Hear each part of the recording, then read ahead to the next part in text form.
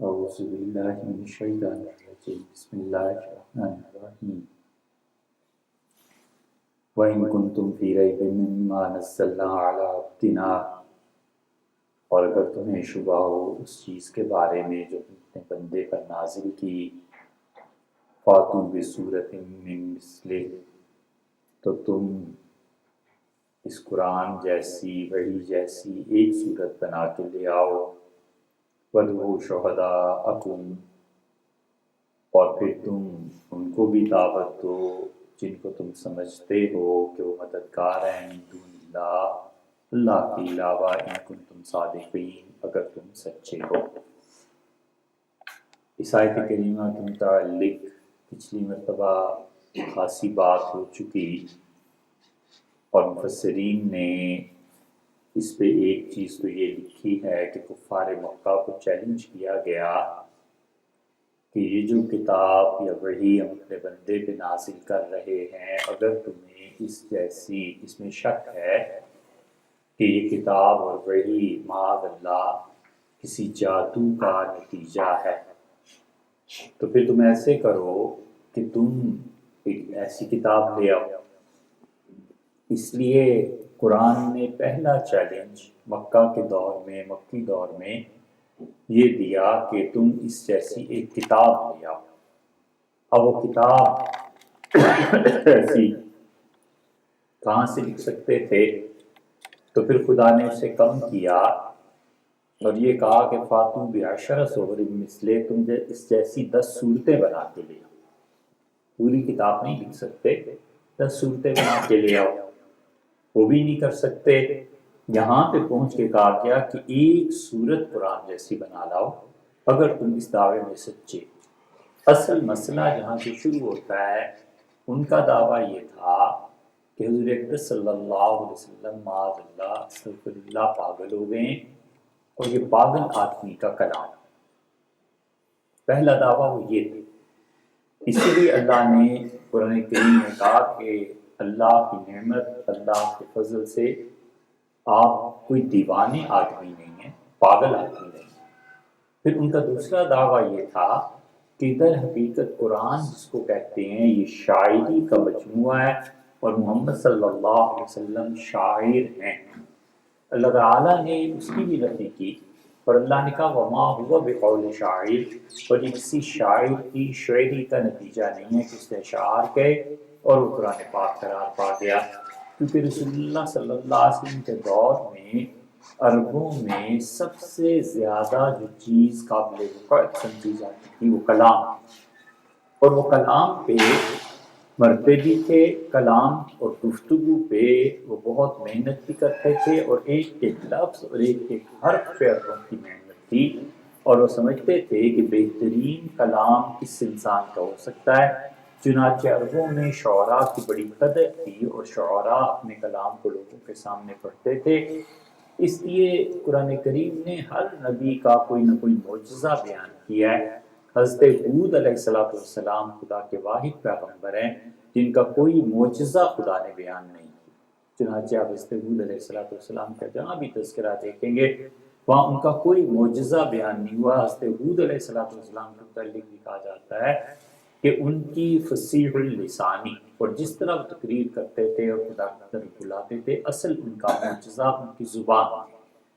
حضور اقدس صلی اللہ علیہ وسلم کے ساتھ بھی یہی ہوا کہ نبی کریم صلی اللہ علیہ وسلم کے متعلق جتنے بھی معاہدے اور تحریرات لکھی گئی وہ عربی کا بہترین نمونہ تھی۔ بس جب آپ کا بائیکاٹ کیا گیا تو قریش نے کہا کہ ہم بنو ہاشم کا بائیکاٹ کریں گے، اور بنو ہاشم کے بائیکاٹ کرنے کا مطلب یہ ہوا کہ انہوں نے اس سارے خاندان، کنبے اور قبیلے کو حضور صلی اللہ علیہ وسلم کو ان کی اہلیہ حضرت خدیجہ رضی اللہ عنہا تھی، بچے تھے، ابو طالب تھے، اور سیدنا علی رضی اللہ عنہ کے باقی جتنے یہ لوگ تھے، ان سب کو ایک گھاٹی میں قید کر دیا گیا، اور اس گھاٹی میں، اس وادی میں یہ پابندی لگا دی گئی کہ کوئی بھی چیز نہ اندر جائے گی نہ اس سے باہر آئے گی، اور اس پہ انہوں نے پابندی کی، پہرا دیا، حتیٰ کہ ایک مرتبہ سال میں نکلنے کی اجازت تھی، اور وہ حج کا موسم تھا۔ حج کے موسم میں یہ لوگ آتے جاتے تھے، ان کو اجازت تھی، باقی کچھ نہیں تھی۔ تو رسول اللہ صلی اللہ علیہ وسلم پر جو پابندیاں لگی تھیں اس میں بھی معاہدہ لکھا گیا تھا۔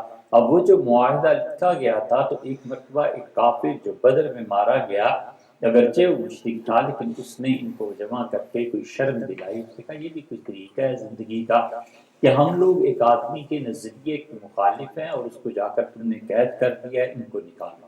اور حکیم ابن حزام رضی اللہ عنہ تھے جو اس زمانے میں بھی کام آئے، وہ بھی ایک بہترین معاہدہ تھا جو انہوں نے اپنی طرف سے کیا تھا، ان کے اعتبار سے بہترین تھا، اور اسے دیمک نے آہستہ آہستہ چاٹ لیا، اور رسول اللہ صلی اللہ علیہ وسلم نے بھی آخر اطلاع دی۔ تو یہ معاہدے جو لکھے جاتے تھے وہ شعراء ان کے لکھتے تھے، اور بڑی بات یہ تھی کہ وہ سب کے سب حج کے یہ جو مینا کے ایام ہیں ان میں جمع ہوئے۔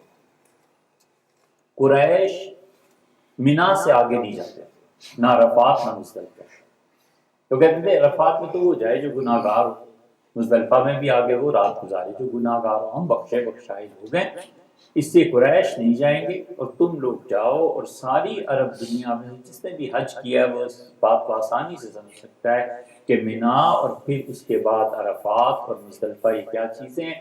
تو یہ بیٹھے رہتے تھے مینا میں، پورے عرب جتنے حج کرنے کے بعد عرفات اور ادھر سے ہو کے واپس آتے تھے مزدلفہ سے۔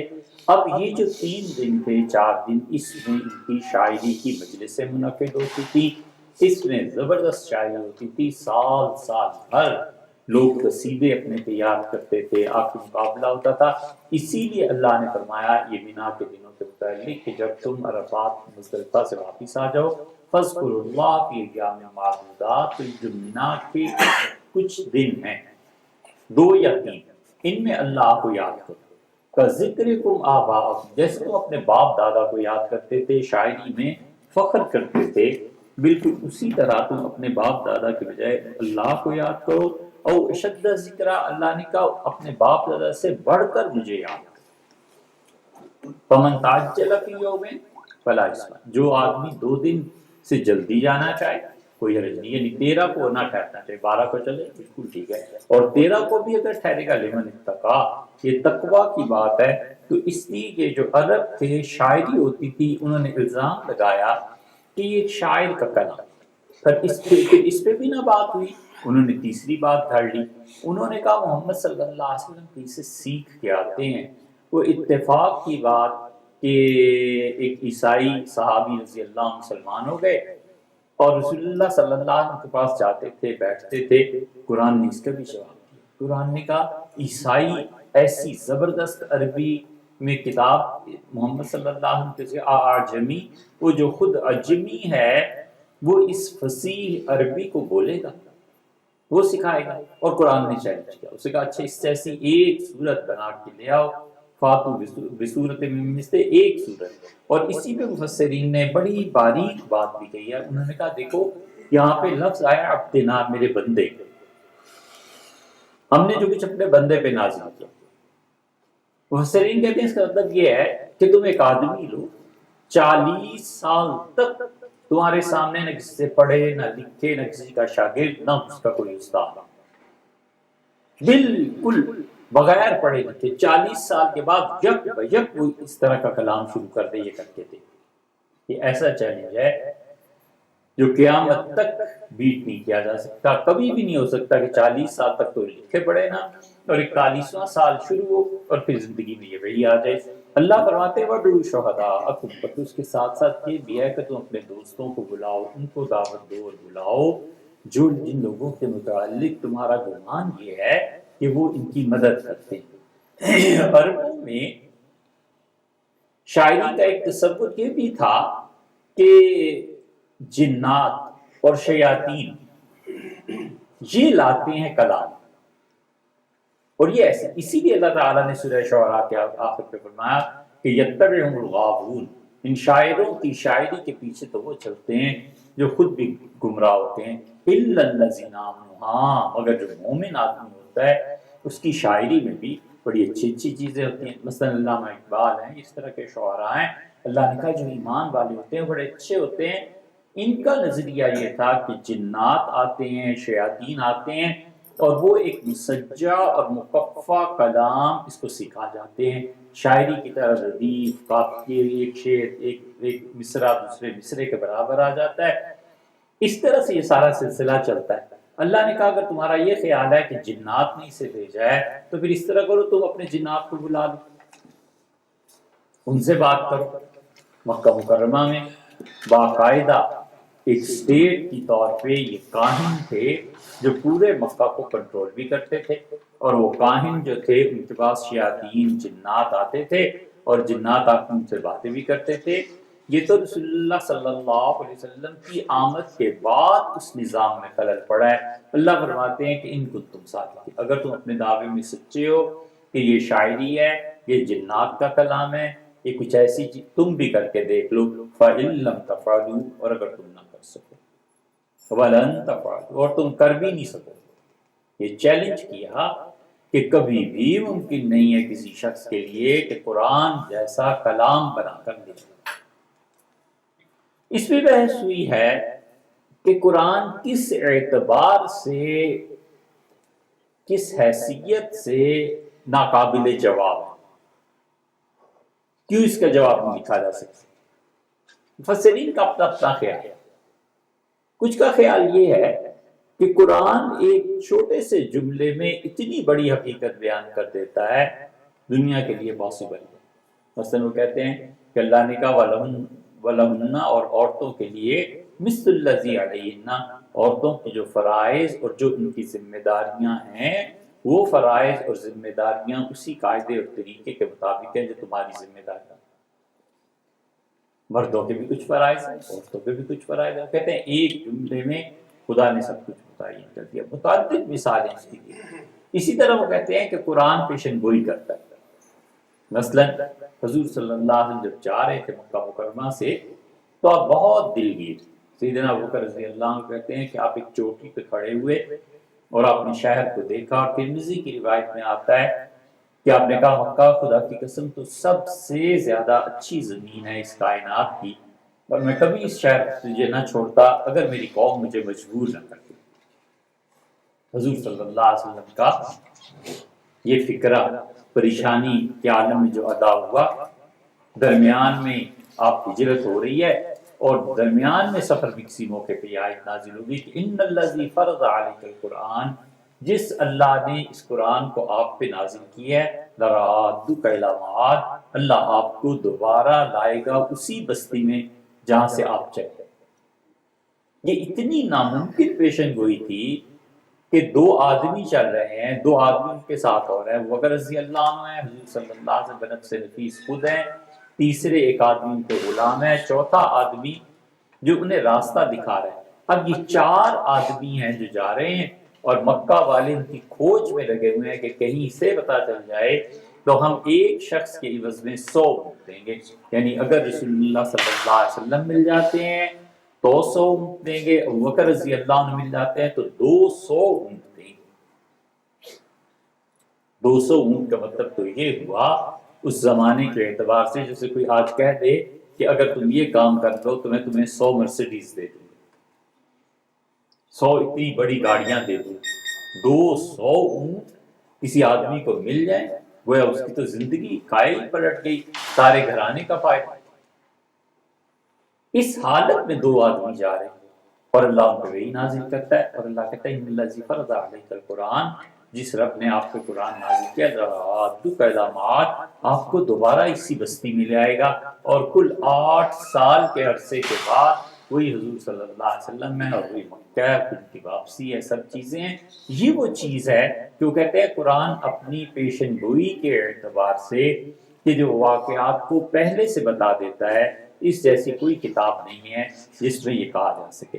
پھر اسی طرح مفسرین نے اس کی اور تفاصیل بھی کی ہیں۔ اللہ کہتا ہے کہ اگر تم قرآن جیسی چیز نہ لاؤ تو فاتقوا النار، سو کیا کرو، تو پھر یقیناً جب نہیں کر سکتے تو بچو، ڈرو اس آگ سے، التی وقودها الناس والحجارہ، جس کا ایندھن انسان بنیں گے اور پتھر بنیں گے۔ خدا بار بار جہنم کا ذکر کرتا ہے اس لیے کہ اللہ کی راہ دونوں چیزوں پر قائم ہے۔ خدا کی راہ اس پہ بھی قائم ہے کہ اللہ تعالیٰ محبت رحمت کے ساتھ دعوت دیتا ہے، اور اللہ کی راہ اس پہ بھی قائم ہے کہ وہ ڈراتا ہے۔ اسی لیے قرآن کریم میں آیا ہے، انبیاء علیہ السلام کا ذکر کرنے کے بعد خدا کہتا ہے یدعوننا رغبا ورہبا، اور وہ لوگ ہم سے ڈرتے بھی تھے اور ہم سے محبت بھی کرتے تھے۔ خدا کی بے نیازی، خدا کا جلال، خدا کی اس کائنات کے ساتھ بالکل اللہ کا کسی چیز کی پرواہ اور احتیاج نہ ہو، یہ بھی ایک مسلمہ حقیقت ہے۔ بڑے بڑے لوگ کانپتے تھے۔ اللہ نے فرمایا لئن اشرکت، اور یہ نبی انبیاء علیہ السلام ہیں، ان کا نام لیا، پھر کہا اگر آپ بھی شرک کریں گے لیحبطن عملک، آپ کے سارے عمل میں برباد کر ختم کر دیں۔ امہات المومنین کے متعلق حضور صلی اللہ علیہ وسلم کی بیویاں، قرآن کے بارے میں کہتا ہے کہ دیکھو اگر تم نے اللہ اور اس کے رسول صلی اللہ علیہ وسلم کی اطاعت نہ کی اور اگر کوئی خرابی ہو گئی تو اللہ تعالیٰ فرماتے ہیں تمہارے سارے اعمال ختم کر دیں گے، اور پھر کہا ذالک علی اللہ یسیرا، اللہ کے لیے معمولی بات ہے، اللہ کو کوئی پرواہ نہیں۔ یہ بے نیازی ہے خدا، اس بے نیازی پر جب نظر جاتی ہے تو آدمی پھر تھر تھر کانپتا ہے کہ ساری زندگی نیکی محنت کچھ بھی اللہ نہ چاہے نہ قبول فرمائے تو کون پوچھ سکتا ہے، کون کچھ کہہ سکتا ہے۔ سیدنا عمر رضی اللہ عنہ گئے اور وہ بیت المقدس کے سفر میں حضرت عمر رضی اللہ عنہ نے ایک عیسائی عورت کو دیکھا اور رو پڑے۔ کسی نے کہا حضرت رونے کی کیا بات ہے؟ تو انہوں نے کہا اس کی محنت دیکھو اور کفر پہ موت۔ تسلا نار، کہا اللہ کہتا ہے کہ بھڑکتی ہوئی آگ میں لوگ پھینک دیے جائیں گے، اور خود حضرت عمر رضی اللہ عنہ ان کی وفات اپنی کیسے ہوئی ہے؟ وفات سے پہلے جو آخری جملے صحیح بخاری وغیرہ میں آئے ہیں، صحیح روایات میں، انہوں نے کہا کہ لو کان لی ارض، اگر میرے پاس اس وقت اتنا پیسہ ہوتا کہ یہ زمین ساری سونے کی بنی ہوئی ہوتی تو میں اللہ کی راہ میں خرچ کر دیتا، من حوض مصلح، یہ جو قبر میں جا کر صبح میری طلوع ہوگی، یہ جو سورج طلوع ہوگا قبر کی زندگی کا، اس خوف سے میں کہتا ہوں کہ میرے پاس پوری کائنات ہوتی تو میں اللہ کی راہ میں بار بار حضور صلی اللہ علیہ وسلم نے جنت کی بشارت دی ہے، اس کے باوجود پریشانی ہے کہ اللہ کے ہاں پہنچ کے کیا بنا۔ یہ عبدالرحمن ابن عوف رضی اللہ عنہ ہیں، اتنے بڑے آدمی ہیں کہ رسول اللہ صلی اللہ علیہ وسلم نے ان کے پیچھے نماز پڑھی۔ عشاء کی نماز ایک دن آپ کو آنے میں تاخیر ہو گئی تھی، عبدالرحمن ابن عوف رضی اللہ عنہ کو لوگوں نے آگے کیا کہ حضرت نماز پڑھا دے، تو انہوں نے شروع کی، رسول اللہ صلی اللہ علیہ وسلم کے پیچھے پڑھی، اور آپ نے فرمایا کسی نبی کا اس وقت تک انتقال نہیں ہوتا جب تک کہ اپنے امتیوں میں سے کسی کے پیچھے نماز پڑھے۔ عبدالرحمن ابن عوف ہر طرح سے اہل قرار پائے تھے خلافت کے وغیرہ وغیرہ، بڑے مناقب ہیں ان کے، اس کے باوجود حضرت عائشہ رضی اللہ عنہا بیٹھی ہوئی تھی گھر میں، تو فرمایا یہ اونٹوں کا جو قافلہ، اتنے اونٹ کس کے ہیں؟ تو کسی نے کہا عبدالرحمن ابن عوف رضی اللہ عنہ کے، تو عبدالرحمن ابن عوف رضی اللہ عنہ اونٹوں کا سن کے ام المؤمنین رضی اللہ عنہ نے کہا کہ حضور صلی اللہ علیہ وسلم نے سچ فرمایا۔ عبدالرحمن ابن عوف آگے کہنے لگے میں نے سنا یہ جملہ آپ نے میرے اونٹوں کی آواز سن کے کہا، تو ہنسی اور فرمانے لگی میں نے اس لیے کہا ہے کہ رسول اللہ صلی اللہ علیہ وسلم نے تمہارے متعلق کہا تھا کہ تم جتنا مال دولت اللہ نے تمہیں سب کچھ دیا ہے، تم صحابہ کرام رضی اللہ عنہ کے ساتھ جنت میں جب جاؤ گے تو تھوڑا سا پیچھے جاؤ، اتنے کچھ ہونے کو ام المومنین سارے اونٹ اللہ کی راہ میں خیرات کرو، سب کچھ اللہ کے لیے دے دیتا ہوں، آج جتنا قافلہ آیا ہے یہ اللہ کے لیے، اللہ مجھ پہ فضل فرمائے، اللہ کی رحمت ہو۔ یہ اس طرح کی چیزیں جتنی ہیں آدمی خوف میں پڑ جاتا ہے۔ اللہ کہتا ہے خوف ڈر یہ خود ایک علامت ہے ایک چیز۔ رسول اللہ صلی اللہ علیہ وسلم کو آپ دیکھیں، حضرت عائشہ رضی اللہ عنہ کہتی ہے میں نے کہا آپ تو بخشے ہوئے ہیں پھر آپ اتنی عبادت کرتے ہیں؟ میں اللہ کا شکر ادا نہ کروں جس نے مجھ پہ احسان کیا، اور دوسری طرف اللہ سے امید بھی ایسی۔ اللہ کہتا ہے بچو اس آگ سے جس کا ایندھن انسان ہوں گے اور حجارہ پتھر. انسان کیسے ایندھن ہوں گے؟ قرآن خود کہتا ہے، اللہ تعالیٰ نے فرمایا بدلناہم بجلود غیرہا، ہم ان کی کھالیں بدل دیں گے. ظاہر ہے کہ جب نئی کھال آتی ہے کسی زخم پہ تو زیادہ حساس ہوتی ہے، تو کھال بدلے گی، اوپر کی کھال چلے گی، پھر بدلے گی، پھر چلے گی، پھر بدلے گی، تاکہ اس انسان کو موت نہ آئے اور اذیت اور تکلیف پہنچے اس کو ان اعمال کے سبب سے جو وہ دنیا میں کرتا. اسی لیے رسول اللہ صلی اللہ علیہ وسلم جب تشریف لے گئے تھے معراج میں، جو جہنم کی چیزیں آپ نے دیکھی، بہت چیزیں رسول اللہ صلی اللہ علیہ وسلم نے آپ کو بتائی. آپ نے کہا میں نے خون کا دریا دیکھا اور اس میں لوگ تیر رہے تھے، اور وہ جب بننے اور کنارے پہ آتے تھے فرشتے انہیں مارتے تھے، پھر خون کے دریا میں ڈالتے تھے. میں نے کہا یہ کون ہے؟ جبریل نے مجھے کہا یہ آپ کی امت کے لوگ جو سود لیتے ہیں نا، سود کا کاروبار کرتے ہیں، یہ. پھر رسول اللہ صلی اللہ علیہ وسلم نے فرمایا یعنی ایسے آدمیوں کو دیکھا جنہیں جہنم مرد و عورت جہنم کے منہ تک لاتی تھی، پھر وہ گر جاتے تھے. میں نے جبریل سے پوچھا یہ کون ہے؟ اس نے کہا یہ آپ کی امت کے مرد اور عورت ہیں جو برے کام کرتے رہے، یہ ان کی سزا ہے. بہت سی اللہ کہتا ہے بچو اس آگ سے جس کا ایندھن انسان ہے، انسانوں سے جلائی جائے گی. والحجارہ اور پتھر. پتھر کیوں کہا؟ پتھر اس لیے کہ یا تو پتھر کی آگ بڑی سخت ہوتی ہے، تپش اس کی زیادہ ہوتی ہے، وہ آگ کو قبول کرتا ہے اور اندر تک اس کے گرمی پہنچتی ہے اور پھر تپتا رہتا ہے. اللہ نے کہا اس کی سزا ملے گی ان لوگوں کو جو دنیا میں گڑبڑ کرتے رہے اور جو دنیا میں پاکیزگی کی زندگی جنہوں نے اختیار نہیں. اسی طرح پیسہ، مال، سرکار، حکومت، عہدے، ان سب چیزوں کے ناجائز فائدے اٹھانا اللہ کی ناراضگی کا موجب ہے. اور اللہ کے ہاں یہ بہت شدید چیز ہے کہ کوئی آدمی کسی اپنے عہدے کی بنا پر لوگوں پر ظلم کرنے لگے، یا وہ آدمی دوسروں کے مال میں گڑبڑ کرنے لگے، حکومت کے مال میں گڑبڑ کرنے لگے. یہ سب چیزیں ایسی ہیں جو خدا کو بہت ناراض کر دینے والی ہیں.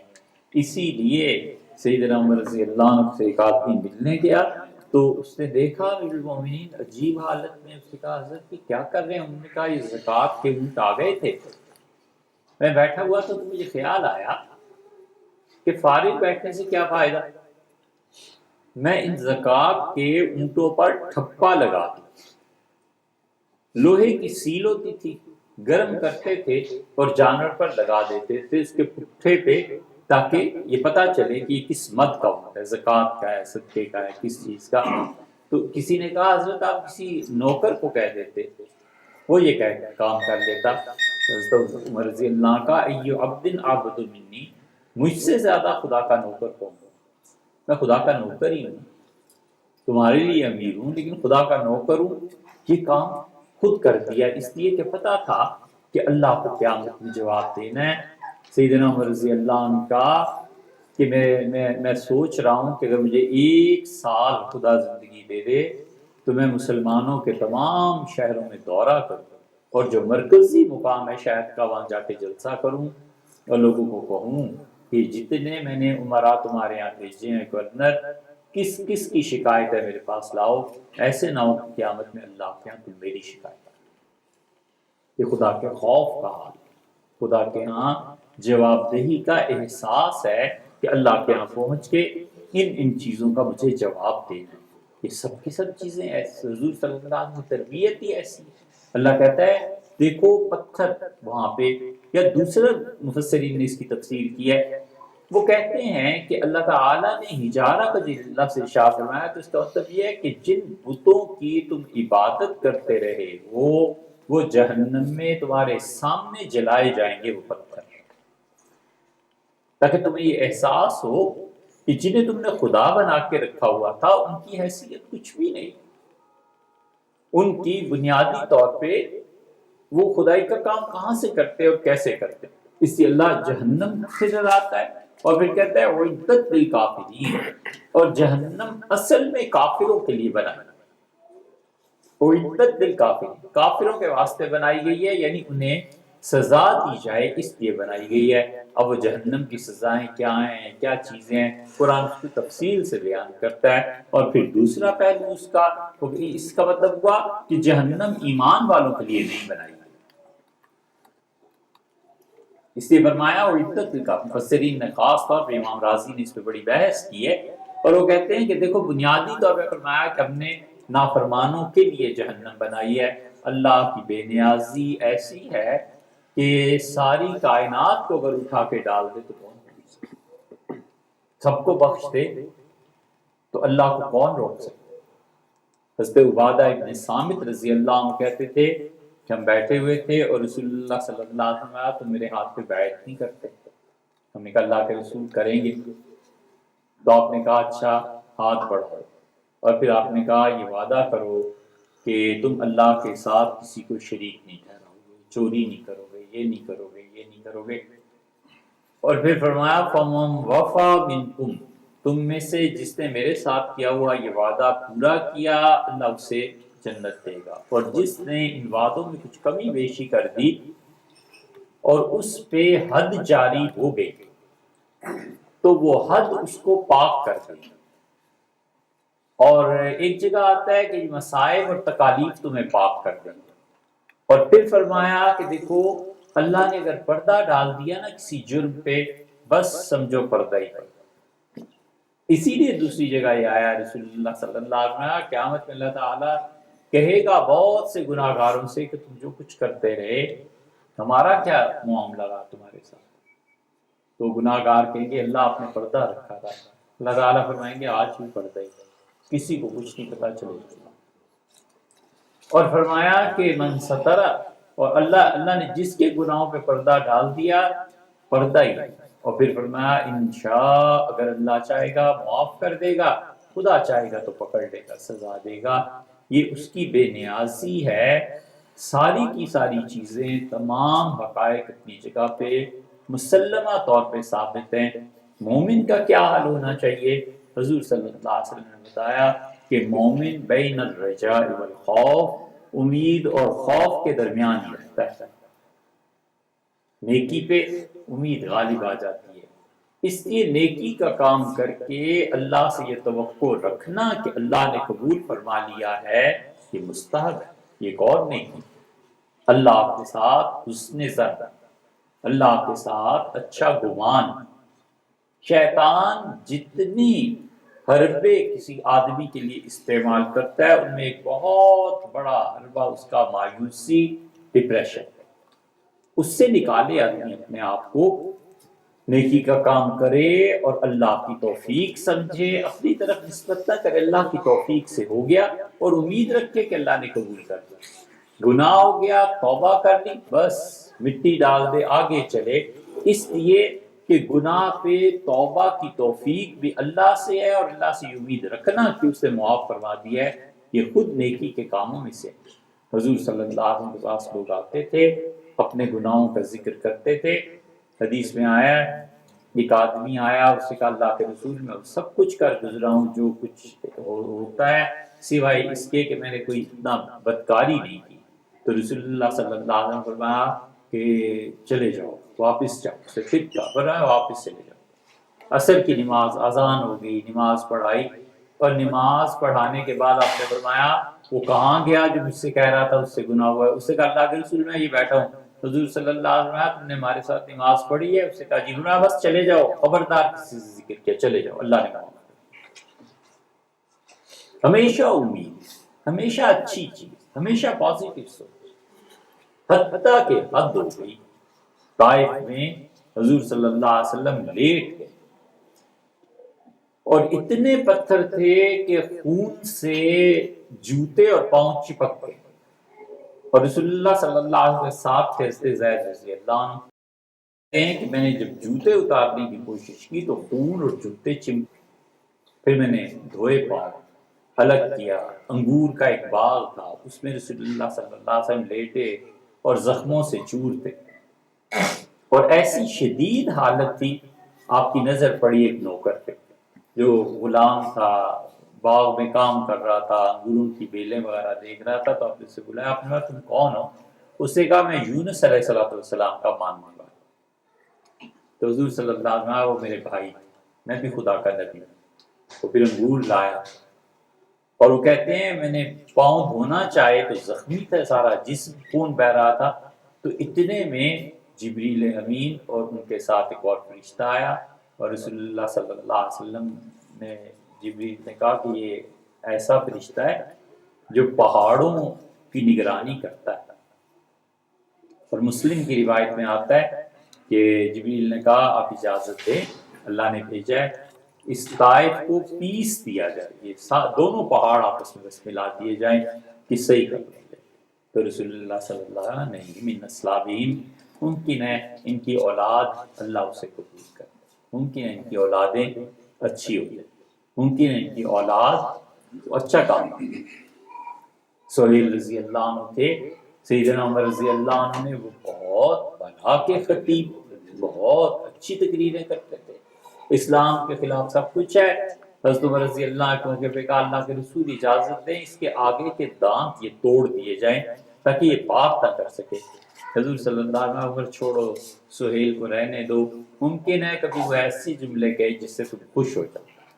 حضرت عمر رضی اللہ کا اپنا دور آیا تو یہ مسلمان ہو چکے تھے, انہوں نے کہا حضرت اجازت دیں فلاں جگہ جاتا ہوں جہاد کروں گا, یہ کروں گا, یہ کروں گا. حضرت عمر رضی اللہ عنہ کا دیکھو یہ کیسی اچھی بات کر رہا ہے. حضور صلی اللہ علیہ وسلم سے کہا تھا کہ ممکن ہے سہیل کبھی ایسی بات کرے جس سے تمہیں خوشی مل جائے, تو اس لیے اللہ سے اچھی امید رکھنا اور مایوسی میں نہ جانا یہ بہت بڑی چیز ہے. اور شیطان کا حربہ یہ ہے کہ انسان پہ مایوسی کو طاری کر دیتا ہے. اسی لیے اللہ نے قرآن میں کہا وَلَا يَيْأَسُ مِن رَوْحِ اللَّهِ إِلَّا الْقَوْمُ الْكَافِرُونَ, اور لوگوں میری رحمت سے مایوس تو کافروں کے علاوہ کون ہوتا ہے. دوسری جگہ اللہ نے فرمایا وہ بوڑھا باپ بولا اور اس نے کہا یا بنی یذهب, میرے بچے جاؤ فتحسسوا, اور میرے بیٹے یوسف کو تلاش کرو, اور میں اللہ کی رحمت سے نا امید نہیں. تو انہوں نے کہا ابا آپ اس عمر میں بڑھاپے میں پہنچ کے اب بھی یوسف کو تلاش کر رہے ہیں. انہوں نے کہا نہیں میں اللہ کی رحمت سے امید نہیں, ممکن ہے میرا بیٹا کہیں مل جائے. اور اس نے یوسف علیہ السلام مل گئے. اور انہوں نے کیا کہا, انہوں نے کہا کہ لَأَجِدَنَّ لَوْلَا أَن تُفَنِّدْ, میں یوسف کی خوشبو سونگھ رہا ہوں, اگر تم یہ نہ کہو کہ میں 70-72 کا ہو گیا ہوں, سٹیا گیا ہوں, تو مجھے میرے بیٹے کی خوشبو آ رہی ہے. سعدی رحمت اللہ نے کیا عجیب بات کی ہے. سعدی نے کہا کہ یکے پرسید زاغ کردہ فرزند, کسی نے اس سے پوچھا جس کا بیٹا کھو گیا تھا کہ روشن ضمیر انسان عقل مند آدمی یہ بتا مجھے کہ کنعان مصر سے زمسرش بوئے پیران چھبی تھی, مصر سے کرتا چلا اور انہیں خوشبو آنے لگی. چرادر چاہے کنعانش ندیدی, اور پاس بچہ کنویں میں پھینک دیا گیا, اس وقت خوشبو نہ آئی. بگفا والے ماں بر کے جہاں, انہوں نے کہا میرے بچے انبیاء علیہ السلام کے حالات بجلی کی طرح ہوتے ہیں, دمیں پیدا اور دیگر دم میں ہانس. ایک لمحے میں بجلی کونتی ہے, ایک لمحے میں اندھیرا ہو. گئے برطار میں اعلیٰ نشین, کبھی ہم ایسے مقام پہ ہوتے ہیں کہ اللہ چاہے تو سب کچھ دکھا دے. گہے بر پشت پائے خود نہ بین, اور کبھی اپنے پاؤں کی ایڑی پہ مٹی کوئی چیز لگ جائے تو بھی نظر نہیں آتی, پتہ نہیں. اللہ کی قدرت, اللہ تعالیٰ جیسے چاہے. تو اس لیے یہ مایوسی شیطان کا حربہ. پھر خدا نے فوراً کہا بشر الذین آمنوا, اور خوشخبری سنا ان لوگوں کو, الذین آمنوا جنہوں نے جو ایمان لائے, وعملوا الصالحات اور جنہوں نے اچھے اعمال کیے, ان لہم جنات ہم نے ان کے لیے باغات رکھے. ایمان لائے حضور صلی اللہ علیہ وسلم. علم کلام میں ایمان کی تعریف یہ ہے کہ جو شخص ضروریات دین پر ایمان لائے. ضروریات دین کیا ہوا؟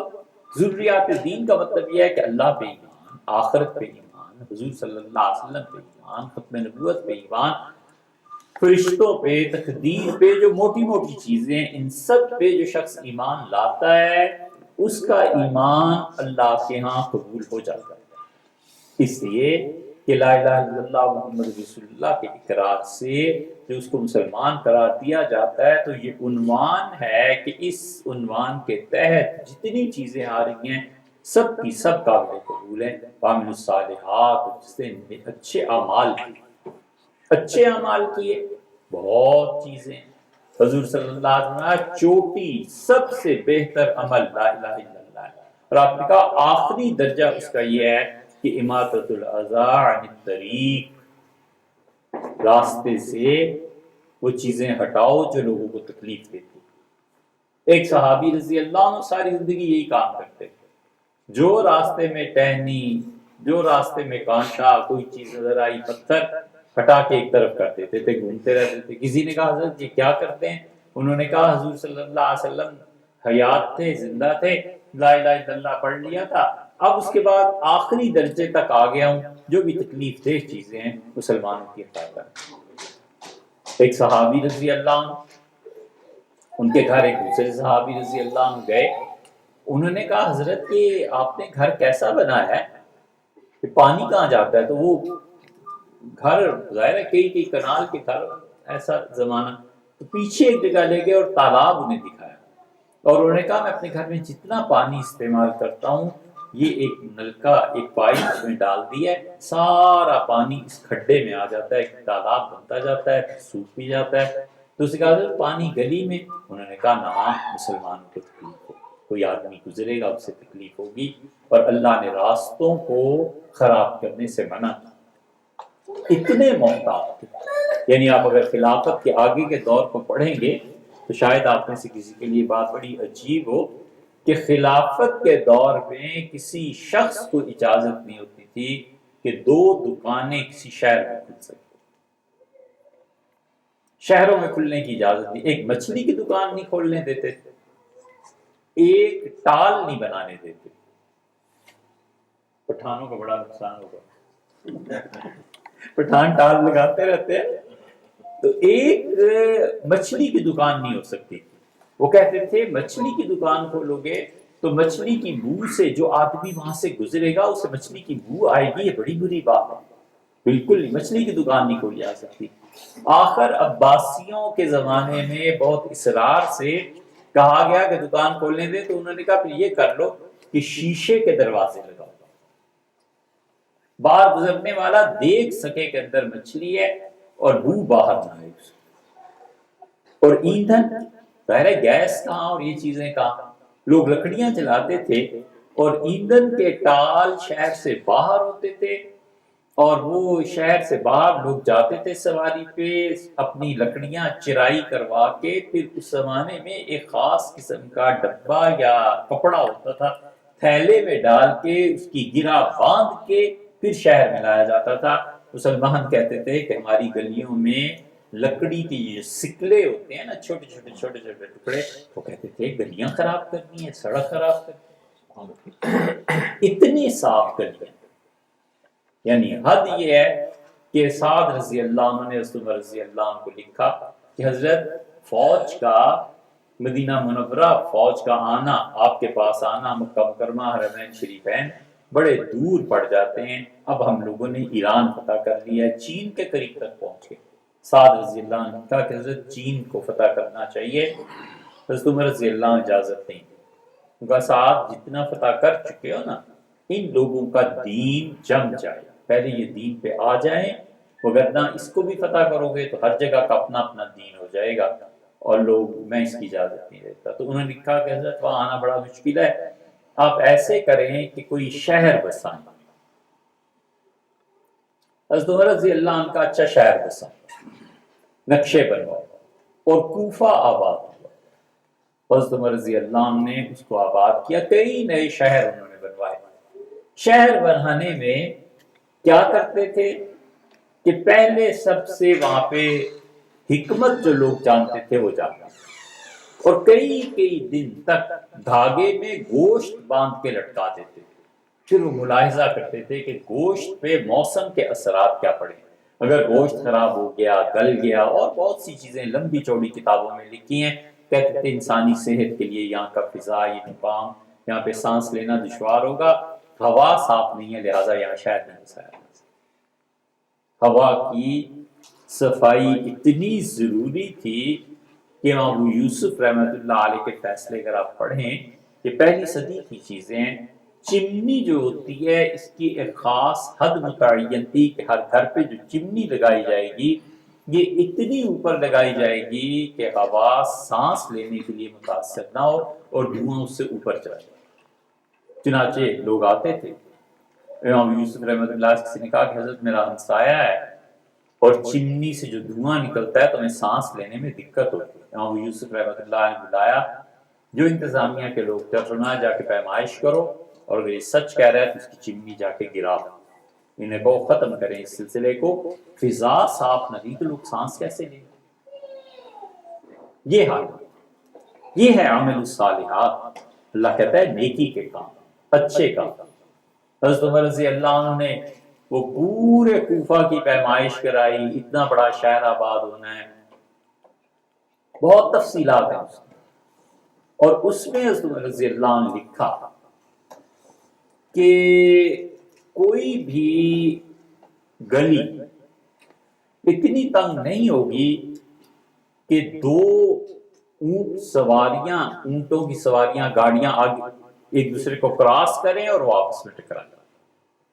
اور پھر تحریر فرمایا کہ جو بڑی روڈ ہے 60 فٹ کے قریب، فرمایا کہ جو مین شاہراہ ہے وہ اتنی ہوگی، اور اگر اس سے کم ہوگی تو ٹھیکیدار کو پیسے نہیں دیے جائیں گے۔ حضرت شاہ ولی اللہ رحمۃ اللہ علیہ نے ایک کتاب لکھی ہے فقہ عمر، اس میں انہوں نے بہت چیزیں ایسی جمع کر دی ہیں کہ حضرت عمر رضی اللہ عنہ جو شہروں کی ترتیب بنائی ہے، شہر نئے نئے بسائے تھے، انہیں کس ترتیب اور کس اصول کے مطابق انہوں نے بنایا تھا، یہ شہر کیسے آباد کیے جائیں گے، صفائی کا کیسے خیال رکھا جائے گا، یہ چیزیں ساری۔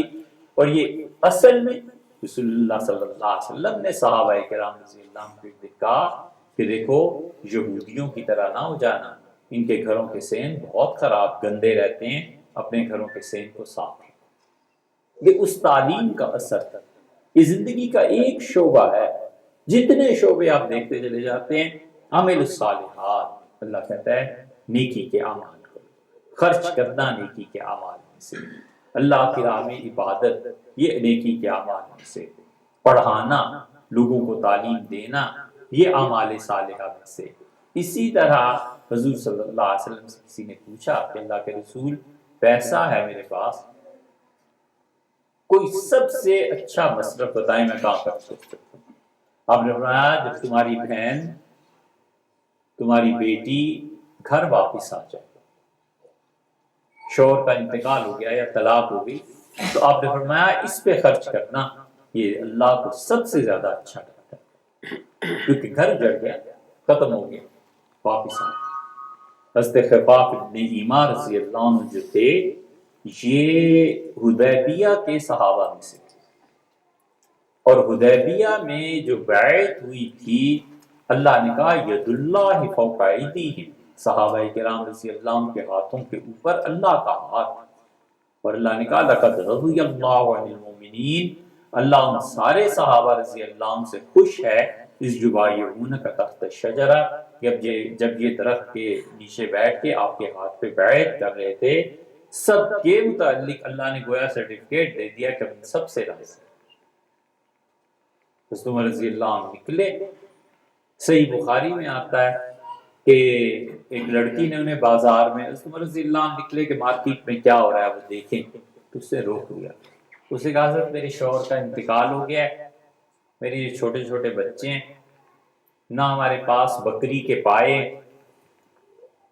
کہ میں انہیں شوربہ پلاؤں، اور نہ کوئی کھیتی باڑی ہے، اور نہ دودھ کے جانور ہیں، تو میں اور میرے بچے یہ موت کے منہ میں چلے جائیں گے۔ اور پھر اس نے کہا حضرت میں خفاف ابن ایما کی بیٹی ہوں۔ حضرت عمر رضی اللہ عنہ کا اچھا یہ تو بڑے قریب کی کا نسب تم نے بتایا، تم خفاف کی بیٹی ہو؟ اور فرمایا ٹھہر۔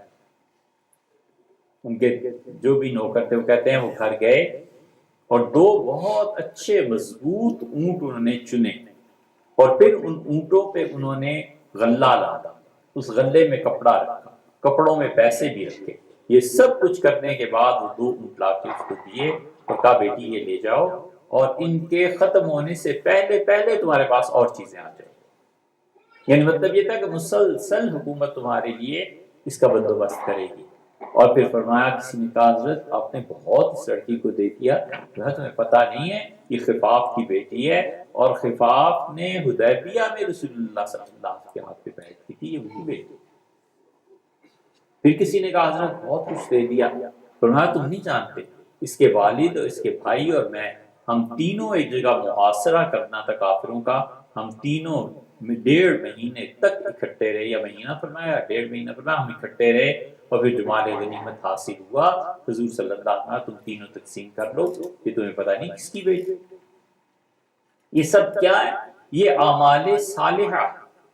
اللہ کہتا ہے ایمان لاؤ اور نیکی کے کام کرو، حتیٰ کہ فرمایا کافر کے ساتھ نہیں، صرف حربی کافر ایسا ہے جو میدان جنگ میں آیا، یا تم مرو یا میں مرو، اس کے ساتھ کوئی نیکی، وہ تو پھر وہی ہے جو سعدی نے لکھا ہے کہ رحمت اللہ علیہ کے بچھو کا بچہ کوئی دودھ پلا رہا تھا، تو اسے کہا کیا کرتے ہیں؟ اسے کہا بچھو کے بچے سے محبت ہے، اسے پالتا ہوں۔ اسے کہا ہاں، تو پھر تمہیں کسی آدمی کے بچے سے نفرت ہے کہ یہ بڑا ہو کے اسے کاٹے۔ تو جب حربی کافر ہو کہ یا تمہیں مارنا ہے یا خود مرنا ہے، تو پھر تو بات الگ ہے۔ حتیٰ کہ کافر کے ساتھ حضور صلی اللہ علیہ وسلم کو آپ دیکھیں، ساری حیات طیبہ عجیب رنگ ہے۔ حضرت ابو سفیان رضی اللہ عنہ ابھی آئے ہیں، لڑ کے واپس گئے ہیں، 6 مہینے نہیں گزرے، کوئی آدمی مکہ جا رہا تھا عمرے کے لیے، فرمایا میری طرف سے ابو سفیان کو یہ تحفے دینا، تحفے بھجوائے، کہاں وہ آپ کی جان کا پیاسا ہے، خون کا، کہاں حضور صلی اللہ علیہ وسلم تحفے بھیج رہے ہیں۔ نبی کریم صلی اللہ علیہ وسلم کو حدیبیہ میں آنے نہیں دیا گیا، اگلے سال تشریف لائے، اور آئندہ سال جب آئے ہیں عمرے کے لیے، اب حضور صلی اللہ علیہ وسلم تیسرا دن ہوا تو لوگ آ گئے، رضی اللہ حضرت علی رضی اللہ کا کہا اپنے صاحب سے پہنچا نکلو یہاں سے، آج شام تک 3 دن پورے ہو جائیں گے، ہم نے مکہ چھوڑ دیا تھا، پہاڑوں پہ چلے گئے تھے۔ حضور صلی اللہ علیہ وسلم نے جتنے سردار آئے تھے فرمایا تمہیں پتہ نہیں میری شادی میمونہ کے ساتھ تھی، ان کا میں سب پتہ ہے۔ تو فرمایا کہ اچھا اتنی تو مربت ہونی چاہیے کہ کل میں اپنا ولیمہ کروں گا تمہارے شہر میں اور میں تمہیں کھانا کھلاؤں گا۔ ان کا میں کسی ولیمے کی ضرورت نہیں، کسی دعوت کی ضرورت نہیں۔ حضور صلی اللہ علیہ وسلم نہیں میں تو تمہیں کھانا کھلاؤں گا، یہ چیزیں، یہ سب کچھ اللہ کی خاطر ہے، خدا کے دین کے لیے، کہ پیغام تک پہنچے، وہ قریب آئیں، دیکھیں یہ چیزیں۔ حافظ ابن حجر رحمۃ اللہ علیہ نے فتح الباری میں یہ روایت لائے، انہوں نے کہا کہ رسول اللہ صلی اللہ علیہ وسلم 1000 کافروں کے قتل ہونے کی تم مجھے خبر دو، مجھے اتنی خوشی نہیں ہوتی جتنی اس سے خوشی ہوتی ہے کہ ایک آدمی مسلمان ہو۔ وجہ یہ کہ وہ سارا سلسلہ ہے، اس کی نسلیں آگے جو نیکی کے کام کریں گے وہ پہلے کو بھی تو فائدہ پہنچے گا۔ اللہ کہتا ہے عامل الصالحات، جنہوں نے نیک کام کیے، ان لہم جنات، ہم نے ان کے لیے باغات رکھے ہوئے ہیں۔ جنہ عربی میں جیم اور 2 نون، یہ جہاں جہاں آتا ہے نا وہاں چھپنے کے معنی میں آتا ہے۔ جنہ ڈھال کو کہتے ہیں کیونکہ آدمی اس کے پیچھے چھپ جاتا ہے۔ جن وہ مخلوق جو چھپی ہوئی ہے، جیم اور 2 نون عربی کے جس مادے میں آتے ہیں وہاں بنیادی طور پہ چھپنے کا مفہوم ہوتا ہے۔ اسی طرح جنت، باغات، کیونکہ آدمی جب باغ میں جاتا ہے تو باغ میں جا کر وہ چھپ سکتا ہے یا چھپ جاتا ہے، باہر والے سے گھنے باغات جیسے ہوتے ہیں۔ اللہ نے کہا ہم نے انہیں کیا کیا ہے؟ باغات دی ہیں۔ یہ باغات مسلمان جب لگاتے تھے، یہ تو مغلوں کے دور تک رہا ہے، تو لکھ کے لگا دیتے تھے کہ آپ اس باغ میں آئیں اور فری ہے آپ کا کھانا، مفت ہے، اور اگر اس باغ سے کچھ لے کے جانا ہے کسی کے لیے تحفے میں تو وہ دکان ہے اس سے خرید، کھلے ہوتے تھے باغ، جتنا مرضی کوئی آدمی کتنا کھا لے گا۔ اب آم کا باغ ہے، منوں کے حساب سے آم لگے ہوئے تو کتنا کھا لے گا، 5 کلو 4 کلو 2 کلو کتنا کھا لے گا، بالکل فری ہوتے تھے مغلوں کے باغات۔ صحابہ کرام رضی اللہ عنہ کے دور میں بھی ایسے ہی تھا۔ حضور صلی اللہ علیہ وسلم کا جو اپنا دور مبارک تھا اس میں بھی ایسے ہی تھا۔ بہت بڑی نیکی سمجھی جاتی تھی کہ کسی آدمی کو کھانا کھلایا جائے، پھل بھیجے جائیں، تحفے میں بھیجے جائیں۔ حضور صلی اللہ علیہ وسلم کا اپنا یہ حال تھا کہ یہ جتنی بھی یہ فیملی ہے نا، کدو، کھیرے، ترے، یہ جتنے اس میں آتے ہیں حضور صلی اللہ علیہ وسلم کو یہ چیزیں بڑی پسند ہیں۔ تریں باقاعدہ لائی جاتی تھی کھانے کے لیے، کھیرے لائے جاتے تھے، کدو تو آپ پسند فرماتے ہی تھے۔ یہ ساری چیزیں، ایک صحابیہ ہیں بنت افرا، وہ کہتی ہیں کہ ہمارے گھر میں باغ تھا ہمارا اور کھیرے اور تریں اور یہ چیزیں آئیں تو میری والدہ نے ایک چنگیر میں ڈالا اور کہا کہ سب سے پہلے حضور صلی اللہ علیہ وسلم کو پیش کرو، ہمارے لیے سب سے اچھے وہ ہیں۔ تو میں چنگیر بھر کے لے گئی تو حضور صلی اللہ علیہ وسلم نے پوچھا کون، میں نے نام بتایا تو بچی تھی، میں آ جاؤ، تو میں لیٹے ہوئے تھے اور چیزیں دیکھی، بڑے خوش ہوئے اور ان کو ایک کونے میں رکھا اور پھر مجھے اس میں سونا بھر کے دیا۔ اس وقت سونا گھر میں تھا تو سونا اس چنگیر میں ڈال دیا اور رہا بیٹی لے جاؤ اور اپنی والدہ سے کہنا کہ اپنا اور تمہاری خالہ ہے زیورات بنا۔ یہ رسول اللہ صلی اللہ علیہ وسلم کا جذبہ ہے کہ لوگوں تک چیزیں پہنچے، لوگوں تک بات پہنچے۔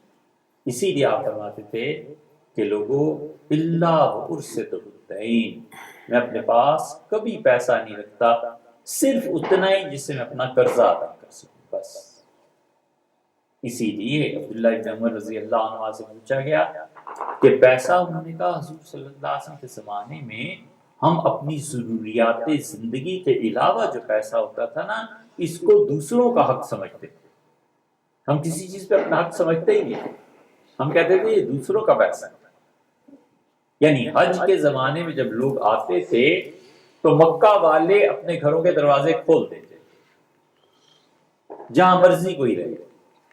سیدنا عمر رضی اللہ عنہ آئے اور انہوں نے دیکھا اور اس وقت ایک آدمی نے چوری کر دی تو حضرت عمر رضی اللہ عنہ بڑے افسوس کا اظہار فرمایا اب یہ نالائق ایسے پیدا ہو گئے ہیں کہ یہ چاہتے ہیں کہ قانون کے شکنجے میں جکڑوں، ورنہ مجھے تو یہی پسند ہے مکہ والوں کہ ہم آئیں تو تم اپنی ضرورت کی اپنی چیزیں ایک جگہ ایک کمرے میں کہیں رکھ لو اور باقی گھر ہمارے لیے کھلا چھوڑ دو تاکہ ہم خدا کی عبادت کریں، رہیں اور چلیں۔ اور چوری ہو گئی، اس پہ حضرت عمر رضی اللہ عنہ نے کہا اچھا اب میں اجازت دیتا ہوں کہ تم اپنے دروازوں کو تالے لگا لو۔ تالے بھی کوئی نہیں لگاتا، اس لیے کہ کہتے تھے ٹھیک ہے کس سے چوری کرنی ہے، کیا چیز ہے۔ اللہ فرماتے ہیں تو جنت چھپانے کے معنی میں باغات، ان لہم جنات، ان کے لیے باغات ہیں، تجری من تحتها الانہار، جن کے درمیان میں نہریں دریا بہ رہے ہیں۔ دو ترجمے اس کے کیے گئے ہیں، یا تو جنت ایسی ہے، باغات ایسے ہیں کہ اس کے بیچ میں بیچوں بیچ اس کے صاف پانی کی نہر بہ رہی ہے، یا یہ کہ منظر کشی کی گئی ہے کہ کسی آدمی کا گھر اونچی جگہ پہ ہو اور ٹیلے پہ ہو اور اس کے بعد نیچے جب وہ دیکھتا ہے تو وہاں پہ رواں پانی کی ایک نہر یا دریا بہ رہا ہے۔ اللہ کہتے ہیں ہم نے ان کے لیے رکھی ہیں کلما رزقوا منہا، جب بھی اس میں سے کھانے کے لیے من ثمرۃ رزقا، کھانے کے طور پہ انہیں پھل دیا جائے گا، قالوا ھذا الذی رزقنا من قبل، جنت میں وہ کہیں گے یہ تو ہم نے پہلے بھی کھایا ہے، وہ اوتوا بہ متشابہا، اور انہیں دیے جائیں گے ایسے پھل جو ایک دوسرے سے ملتے جلتے ہوں۔ یا تو یہ کہ دنیا میں اس نے مثلا آم کھائے تھے تو آم سے ملتی جلتی چیز وہاں بھی اسے دی جائے گی، مگر اس کا ذائقہ اور اس کا ذائقہ زمین و آسمان کا فرق۔ حضور صلی اللہ علیہ وسلم کی نماز پڑھا رہے تھے اور اب آگے بڑھے اور پھر پیچھے گئے۔ صحابہ کرام رضی اللہ عنہ کا اللہ کے رسول یہ کیا ہوا آج نماز میں؟ آپ نے کہا کہ اورد لی علی الحائط، یہ جو سامنے والی دیوار ہے نا اس میں مجھے جنت دکھائی گئی۔ اس پہ بہت لکھا ہے کہ جنت اتنی بڑی ہے، اتنی چھوٹی سی دیوار میں دکھائی کیسے گئی اور آدمی کیا تھے اور کیا۔ تو اب ٹیکنالوجی کا دور ہے نا، اب 6 فٹ کا آدمی کتنے چند انچ میں دکھا دیا جاتا ہے. اب دور ہوتا تو کوئی بھی نہ لکھتا. تو حضور صلی اللہ علیہ وسلم جنت مجھے دکھائی گئی اور میں آگے بڑھا نماز پڑھاتے ہوئے کہ میں انگوروں کا ایک گچھا توڑ لوں اور میں تمہیں کھلاؤں، تمہیں دکھاؤں جنت کے انگور کیسے ہوتے. اور میں جو ہی آگے بڑھا وہ منظر ہٹا دیا گیا. اور پھر میں نے جہنم کو دیکھا اور اب میں اس کی تپش آ رہی تھی، میں پیچھے آ گیا اور اس کی آگ میں نے تمہارا اور اپنا سایہ دیکھا. مجھے جہنم بھی ایسے ہی دکھائی گئی، جنت بھی ایسے ہی دکھائی گئی. تو اللہ کہتا ہے وہ جنت جو ہے نا اس میں تمہیں پھلوں سے رزق دیا جائے گا. قرآن بار بار پھلوں سے رزق کی جو بات کرتا ہے، ایک جگہ کہتا ہے فی صدر منضود وطلح منضود، طے بتائے کیلے لگے ہوئے ہوں گے، ہم انہیں وہ دیں گے. پھر اللہ تعالیٰ فرماتے ہیں بیری ایسی ہوگی جس میں کوئی کانٹا نہیں ہوگا. ایک جگہ فرماتا ہے رمان اور انار انہیں پیش کیے جائیں گے. ایک جگہ اللہ کہتا ہے کہ وہ جنت میں بیٹھے ہوں گے والملائکۃ یدخلون علیہم من کل باب، اور ان کے گھر کے دروازوں میں آ کے فرشتے انہیں سلام پیش کریں گے. یہ سب کچھ جو کچھ ہے رسول اللہ صلی اللہ علیہ وسلم نے جنت میں دیکھا اور آ کے لوگوں کو بتایا. آپ نے فرمایا میں معراج میں ایک جگہ گیا تو جنت کا جو ٹکڑا تھا وہ گونج رہا تھا ایک شخص کی آواز سے. اتنا خوبصورت قرآن وہ پڑھ رہا تھا. میں نے جبریل سے کہا، میں نے کہا یہ نعمان ہے؟ انہوں نے کہا ہاں. میں سمجھ گیا کہ میرے صحابی حضرت نعمان رضی اللہ عنہ کی یہ آواز ہے.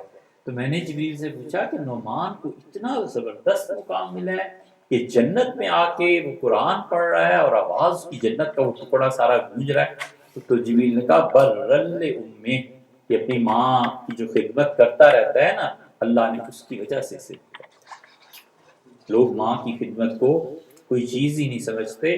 خدا نے اتنا بڑا مقام دیا کہ برل امہ، اپنی والدہ کی بڑی خدمت کرتا ہے. اس وجہ سے حضرت سعد رضی اللہ عنہ نے حضور صلی اللہ علیہ وسلم کو دعوت کی اور رومال پیش کیا کہ اپنے ہاتھ صاف کریں. تو لوگوں نے کہا واہ سعد کیسے اچھے رومال ہے، ریشمی کپڑے کا کچھ آمیزش تھی اس میں. تو آپ نے فرمایا تم سعد کے وہ رومال دیکھتے جو میں نے جنت میں دیکھے ہیں تو تم اشش کرتے، اتنے اچھے رومال.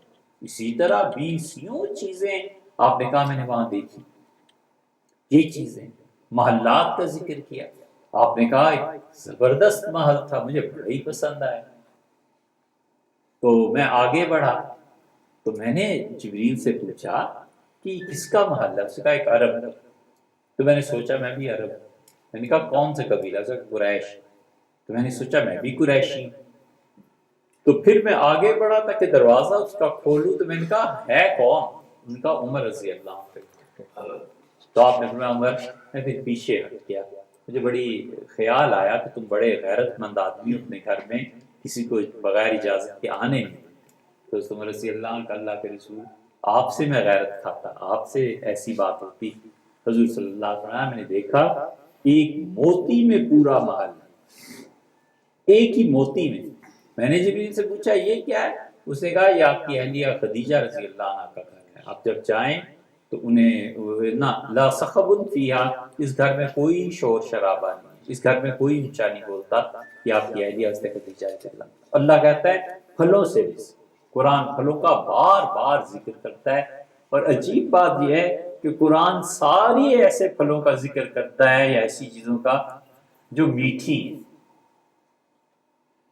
پتہ نہیں کئی مرتبہ سوچتے ہیں کہ قرآن نے کسی نمکین غذا کا ذکر کیوں نہیں کیا.